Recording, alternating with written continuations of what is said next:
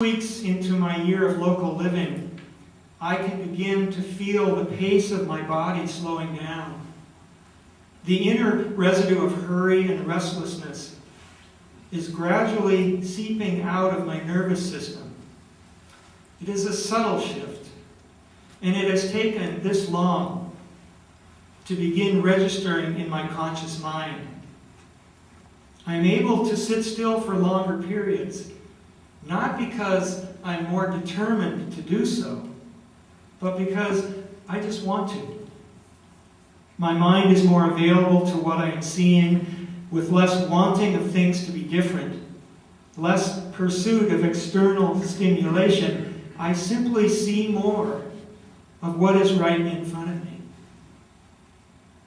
One of the most obvious manifestations of this shift is the way I can literally feel the geography around me growing in scale and stature. A circle I drew on the map that felt small to begin with and potentially confining seems huge now, since it takes an entire day on foot to cover a small portion of it.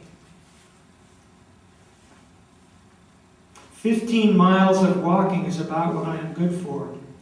Yet such a day is filled with far more sensory input than a comparable day of driving that could take me halfway to San Francisco. I end my days physically tired, but emotionally full, with a sense of having transited a whole world of hard terrain. Curiously enough, I can end an equally long day of driving or flying almost as tired physically, but emotionally exhausted at the same time, not sure that I have connected with anything real beyond my desire to cover as much ground as fast as possible. The landscape around me falls upon my senses differently now, working its way down through my perceptions and into my bones at a rate that my whole body can participate in every step of the way.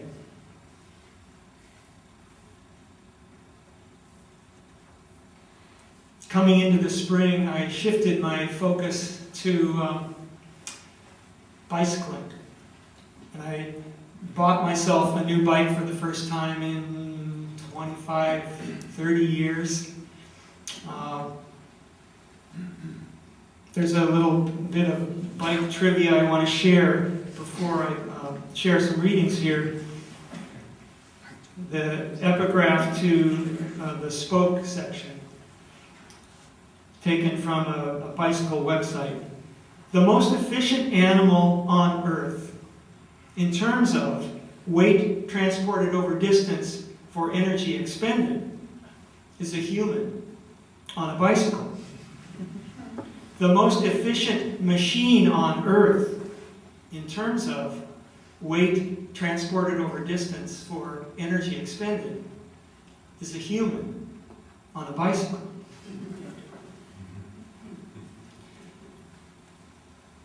And just a few little facts here, because my bike really became my best friend and remains the way that I most love getting around.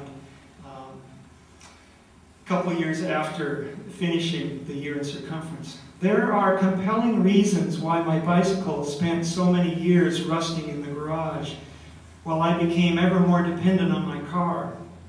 I've built a lot of distance between the major components of my life: home, family, leisure, and work.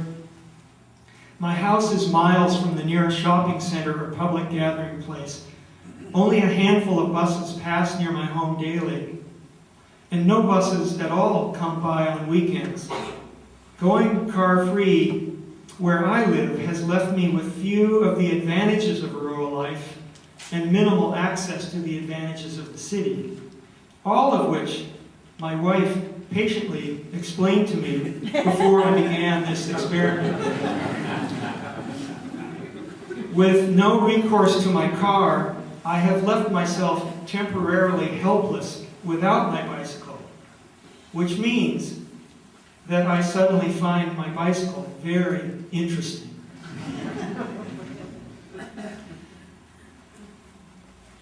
few little factoids here. Worldwide, there are 1.6 billion bicycles on the road, double the number of cars. And most of them are a source of primary transportation. Here in the United States, 5% of the world's population drives 30% of its cars. And bicycles have occupied a recreational niche in the American transportation spectrum from the beginning. But with our growing dependence on foreign oil and a high carbon economy that is now firmly linked to climate change, Americans are beginning to reconsider the merits of the two-wheeler.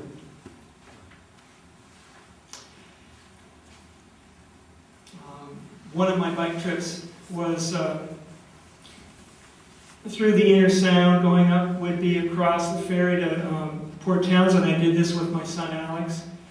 Down the Olympic Peninsula and the Kitsap Peninsula to Paulsbo, and then down, crossing over to Vashon, down Vashon Island, and then across on the ferry to Point Defiance, Tacoma, and then returning through the most industrial part of the corridor that runs all the way 50 miles straight from the mouth of the Puyallup River up to the mouth of the Duwamish River. So I want to read just a few little excerpts from that particular biking adventure. In Port Townsend, Alex and I ride west past the shipwright shops and marinas of this wooden boat haven, then push on through the pungent sulfur plumes of the pulp mill in Glen Cove, angling south along the inner shores of the Olympic Peninsula from Port Hadlock to Port Ludlow. Stiff headwinds and hilly terrain make for slow going, and Alex has to wait at the top of the longest hills for me to come puffing up behind him. He offers me high fives and encouraging words. "Geez, Dad, you're doing really great." The pleasure he takes in this reversal of roles is not lost on me as I slap his hand and stop to catch my breath. Not until we enter Paulsbo's Nordic bannered streets do the day's leaden clouds finally uncork their burden of rain, drenching us with a full deluge in the final minutes of our ride. We pedal past the historic Sons of Norway Hall into the sheltering basin where we take refuge in the first restaurant we can find overlooking the boat harbor. I had forgotten how much I enjoy Alex's company, especially when we can slip away from our complicated family dynamics for a one-on-one adventure. We order dinner and settle back with mugs of beer to watch the rain slash at the harbor like a whip brandished by the wind. There is pride in Alex's voice as he describes today's 65-mile bike ride to our waitress, who actually does seem to be impressed by our accomplishments. She keeps coming back to fill our water glasses and ask more questions. Alex's good looks may have something to do with her interest, but I think she is also drawn by the pleasure we are taking in our day's adventure and the unmistakable bond we have as father and son.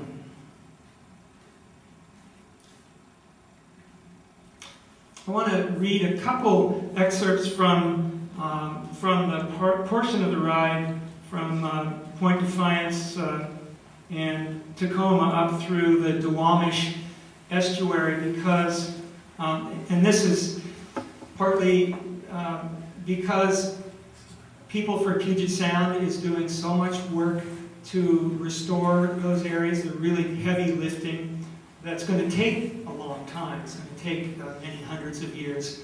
But getting started on that, and also because I really was determined during this year not just to go to the pretty places, but to begin to immerse myself in some of the most wounded and toxic places in our Puget Sound Basin. And a very interesting perceptual gap